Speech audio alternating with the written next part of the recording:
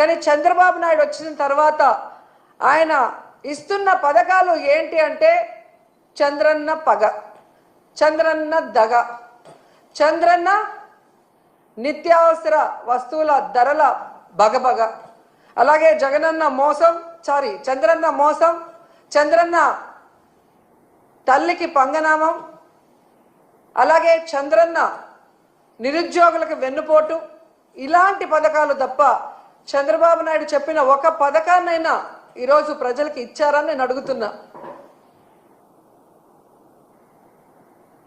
నవమాసాల్లో నవ మోసాల్ని నారావారు తీసుకొచ్చి ఈరోజు ప్రజలకు అందిస్తున్నారు.